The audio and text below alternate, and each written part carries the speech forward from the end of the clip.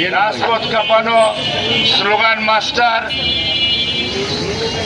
লড়াকু সৈনিক, আমাদের সকলের পছন্দের ব্যক্তি, যুবদলের সভাপতি আমাদের অমিত হাসান, আমাদের যুবনেতা সুমন, যুবনেতা সেলিম, সিরাজ,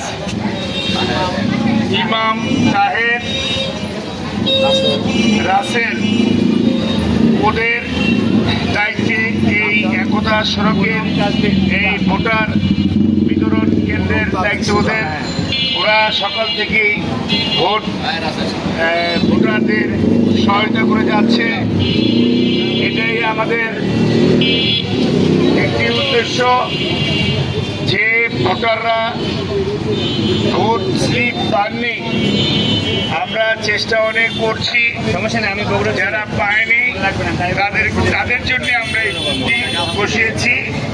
অমিত, সুমন, রাসেল ওরা এখানে আপনাদেরকে সহায়তা করবে।